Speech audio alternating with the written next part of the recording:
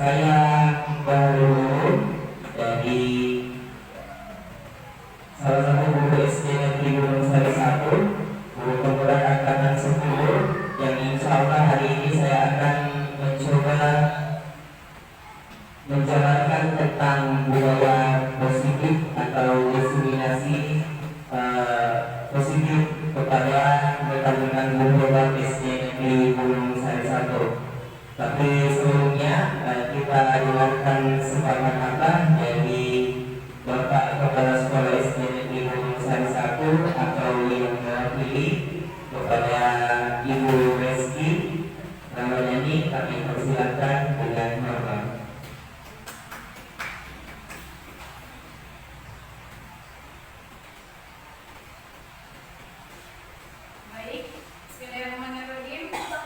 Assalamualaikum warahmatullahi wabarakatuh. Terima kasih atas kesempatan yang diberikan. Saya selaku wakil atau wali dari Bapak untuk memberikan sambutan kepada Bapak Badrul SPD selaku calon guru penggerak angkatan 10 ya, yang ingin memaparkan diseminasi budaya positif. Yang bahwasanya Saya akan presentasikan, yakni yang pertama ada perubahan paradigma belajar, yang kedua disiplin positif, yang ketiga nilai-nilai kebajikan, dan yang keempat kebutuhan dasar manusia. Selanjutnya motivasi perilaku manusia, posisi kontrol guru, keyakinan kelas, dan segitiga restitusi. Ini yang menjadi poin utama yang saya akan sampaikan pada kesempatan ini.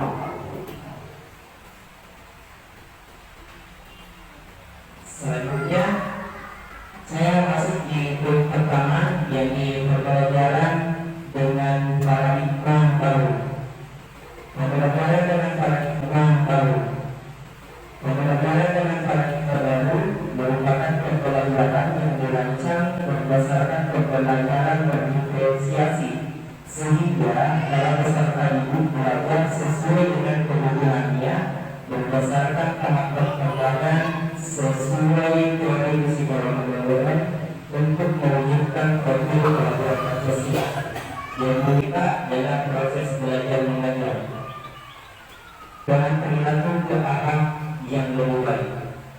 Di slide selanjutnya, slide yang kita lakukan adalah dalam rangka agar kebutuhan dasar kita dapat terpenuhi. Jadi pada dasarnya kita sebagai manusia itu punya kebutuhan. Restitusi proses menciptakan kondisi bagi murid untuk memperbaiki kesalahan. Proses kolaboratif yang mengajarkan murid untuk mencari solusi mandiri. Di sini biasanya kita dalam mendisiplinkan siswa, biasanya kita menghukum siswa secara fisik dan tanpa melihat seperti ini. Di masa saya bersekolah itu masih sering, misalnya kalau saya terlambat, saya biasanya disuruh hormat di depan bendera, masa saya minta. Dan itu adalah hukuman yang seperti itu Bapak Ibu, karena konsekuensinya tidak logis. Apa keterkaitannya antara orang terlambat dengan orang menghadap ke bendera?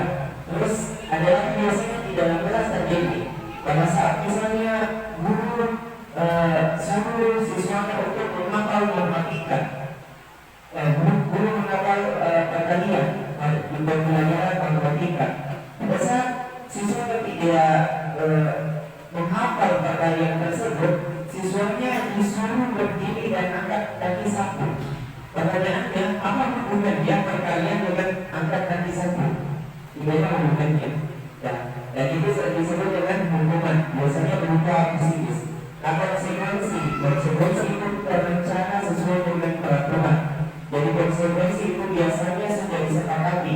Di sini akan di slide selanjutnya akan diberikan pemahaman tentang keyakinan kelas.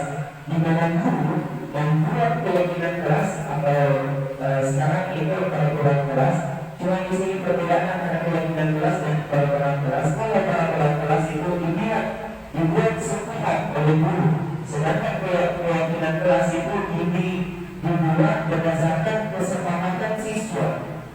Jadi di sini kalau keyakinan kelas siswa dilibatkan. Kalau peraturan itu siswa hanya guru yang langsung membuat peraturan terus disampaikan kepada siswanya, itu peraturan. Sedangkan keyakinan kelas antara guru dan siswa itu terjadi kesepakatan yang nantinya akan mereka laksanakan. Nah, biasanya lebih berkonsekuensi yang seperti itu. Terus yang selanjutnya restitusi. Restitusi di sini diajarkan bagaimana akan menyadari kesalahannya dan bertanggung jawab atas kesalahannya. Baik, untuk slide ini hubungan konsekuensi dan restitusi penjelasannya seperti itu. Saya minta ke slide selanjutnya. Di dalam ada 5 posisi kontrol. Yang pertama, penghukum, pembuat bersalah, teman, pemantau, dan manajer. 5 penerapan posisi kontrol khusus kasus boleh tidak memakai atribut lengkap pada saat upacara bendera. Hormat pada bendera selama 1 jam. Ini konsekuensi atau hukuman, Bu? Ini konsekuensi atau hukuman? Oke, hukuman tidak, kan di bawahnya ada hukum. Baik, selanjutnya, berapa kali Ibu bilang, berapa kali Ibu harus memberitahu kamu selalu saja mengecewakan Ibu. Dia seperti apa posisi kontrolnya? Ingat Bu ya, posisi kontrol itu ada 5. Yang pertama ada penghukum, yang kedua membuat bersalah, yang ketiga teman, pemantau, dan manajer. Oke. Berapa kali Ibu harus memberitahu kamu selalu saja mengecewakan Ibu. Itu posisi kontrolnya adalah oke, belajar posisi kontrolnya posisi kontrolnya adalah membuat merasa bersalah.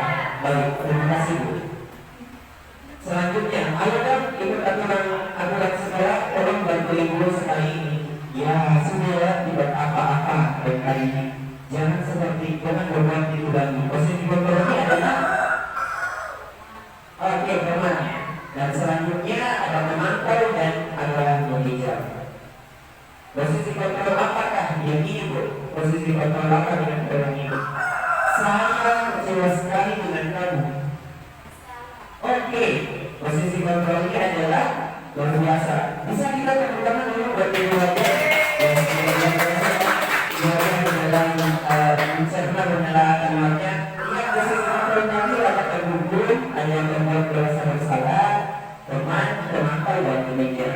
Terima kasih pelajar atas tanggapannya. Selanjutnya, kamu tidak benar-benar melakukannya. Posisi penghukum. Oke, posisi apa Bu Reski? Penghukum. Oke, terima kasih banyak Bu Reski. Tepuk tangan dulu ya Bu Reski yang sudah memberikan tanggapannya. Oke, selanjutnya, ayolah lakukan kegiatan Ibu ya. Ayolah lakukan kegiatan Ibu. Bagaimana Ibu saya? Kalau di posisi ini Bu, posisi kontrolnya adalah posisi bisa Pak.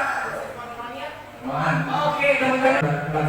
Ini keyakinan kelas merupakan paradigma baru juga dalam pendidikan era 4.0. Di era 4.0 itu ada keyakinan kelas tadi yang dibuat oleh para guru-guru hebat. Nah, yang dulunya itu yang selalu dibuat guru adalah peraturan kelas. Peraturan kan dibuat sepihak. Mau siswanya sepakat atau tidak sepakat itu tetap saja diaplikasikan. Sedangkan keyakinan kelas itu dibuat untuk disepakati dan dimusyawarahkan, didiskusikan bersama dengan siswa. Itu bedanya antara peraturan kelas dengan keyakinan kelas. Jadi setelah ini siapa tahu Ibu akan berdiskusi tentang keyakinan kelas. Keyakinan kelas itu untuk membuat keyakinan kelas itu sangat sederhana sekali. Misalnya apa ya keyakinan kelas? Jelas sih bisa kasih contoh satu keyakinan kelas dari Bonas ini. Keyakinan kelas yang ada di kelas Pak. Membersihkan kelas bersama-sama sebelum pulang. Oke. Kebetulan dulu buat Bonas ini luar biasa membersihkan kelas ya. Jadi ketika disepakati antara guru dengan siswa itu sudah masuk keyakinan kelas. Kalau misalnya saya langsung bilang sebelum pulang anak-anak harus membersihkan, itu peraturan atau keyakinan kelas Bapak Ibu? Pada saat saya langsung sampaikan sebelum pulang harus membersihkan. Oke, luar biasa dulu. Berarti Ibu, Bapak Ibu sudah paham dengan perbedaan antara keyakinan kelas dan peraturan kelas. Oke. Peraturan kelas ini sudah bisa memberikan satu contoh apa?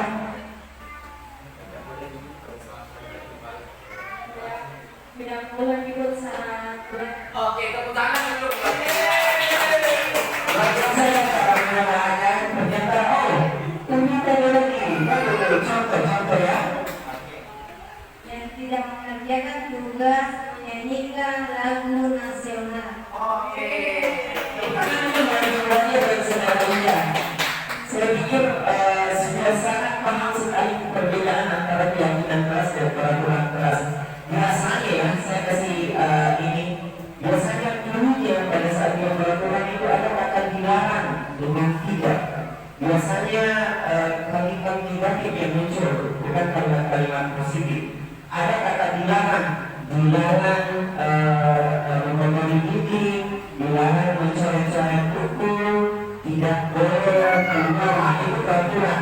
Kalau keyakinan kelas, biasanya dia kalimatnya kalimat positif. Anak.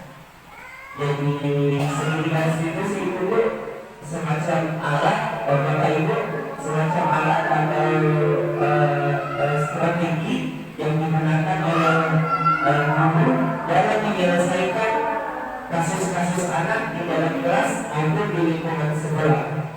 Suatu proses yang digunakan oleh guru dapat memastikan murid yang mandiri dan bertanggung jawab. Di dalam segitiga restitusi ada 12. Oke, seperti contoh kasusnya di sini ada anak yang datang pada saat saya mengajar di kelas. Ada siswa yang sebelum dimulai pelajaran siswanya mengerjakan PR.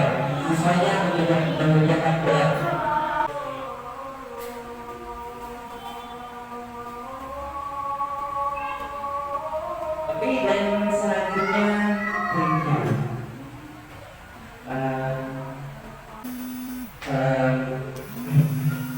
Itu yang tadi penjelasan tentang penyebaran pemahaman dan penerapan pengalaman budaya positif. Selanjutnya saya persilakan kepada Bapak Ibu ketika ada yang menjadi tanggapan ataupun pertanyaan dari pemaparan budaya positif yang saya bawakan tadi. Tapi sebelumnya mohon perhatiannya dulu. Buah mangga, buah berondong. Nah, kasih besar-besar dong. Buah mangga, buah berondong.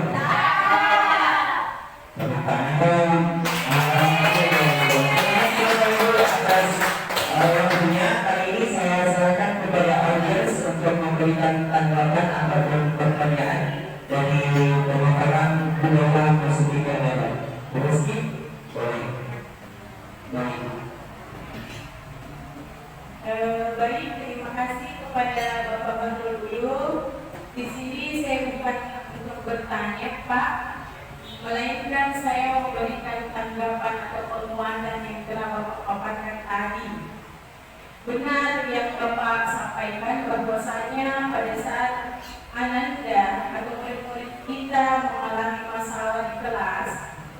terkadang ada guru yang merasa, kenapa kamu tidak kerja ini?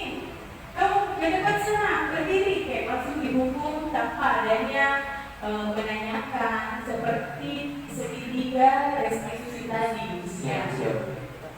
Bapak sudah sangat bagus memberikan contoh pada kami bahwasanya anak-anak itu tidak serta-merta kita langsung hukum pada saat dia melakukan sebuah kesalahan, melainkan kita dekati terlebih dahulu, tanyakan apa masalah atau kendala yang dihadapi, sehingga tugas ataupun tanggung jawab yang kita berikan kepadanya itu tidak dikerjakan sepenuh hati atau tidak dilaksanakan dengan baik. Kemudian ditanyakan setelah anak tersebut memberikan tanggapan, kita memberikan penguatan bahwasanya lain kali jangan seperti itu. Kita diberikan penguatan kepada sehingga rasa percaya diri ataupun rasa takutnya itu tidak menghalangi keinginan untuk berbuat baik lagi untuk ke depannya.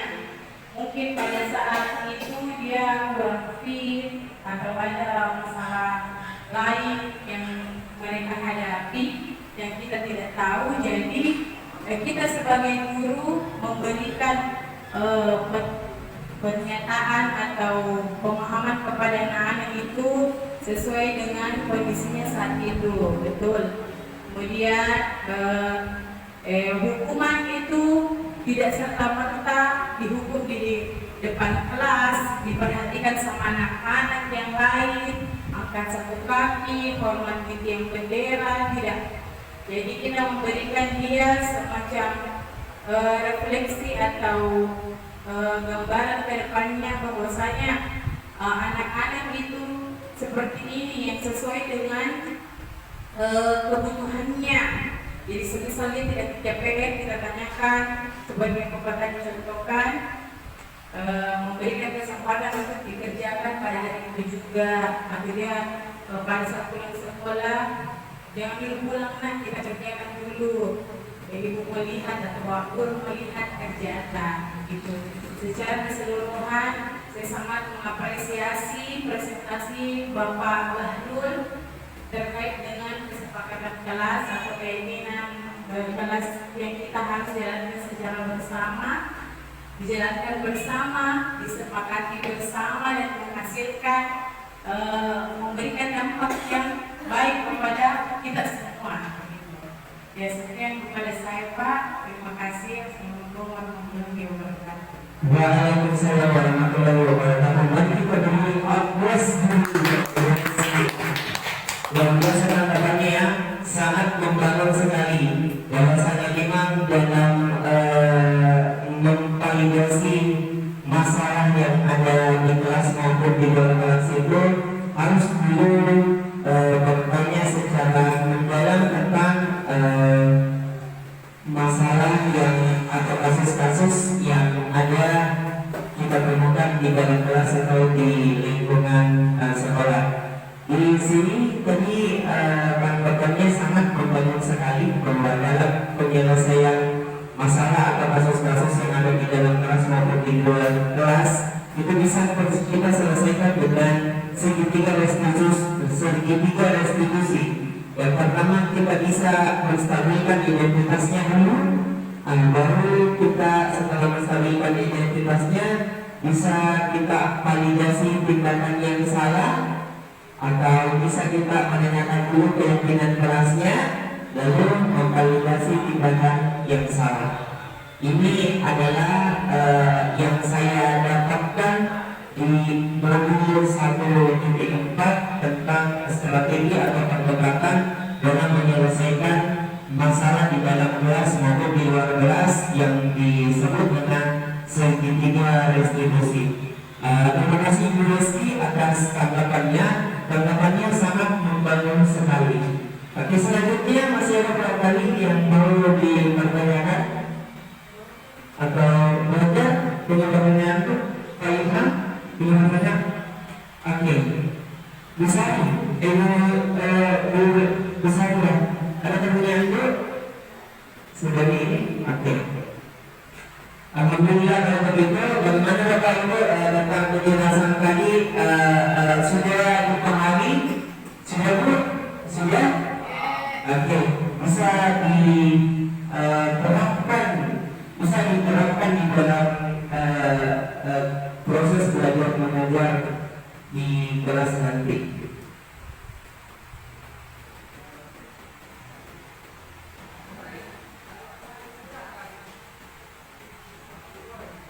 Oke, karena tidak ada lagi tantangan atau pertanyaan dalam presentasi ini, yaitu diseminasi budaya positif atau penyebaran positif, saya akhiri sampai di sini dengan mengucapkan, mari dengan mengucapkan bersama-sama alhamdulillah, alhamdulillah. Oke, terima kasih banyak Bu atas kesempatan yang diberikan kepada saya. Mari kita beri tepuk tangan untuk kita semua pada yang sekali lagi buah mangga buat penonton. Tepuk tangan dong. Oke, ada yang mau balas? Ada yang mau balas itu? Tidak ada ya? Oke, sekali lagi banyak sabar, banyak kasih. Oke sih, oke, tepuk tangan untuk semua hari ini. Baik, saya baru dulu dari kelas 7-6 CGP Angkatan 10 dari UPT SDM SD Negeri Gunung Sari 1 mengucapkan banyak terima kasih kepada Bapak Ibu sekalian. Mohon maaf dalam presentasi ini jika ada hal yang kurang berkenan ataupun ada hal yang tidak sesuai, mohon dimaafkan. Wassalamualaikum warahmatullahi wabarakatuh.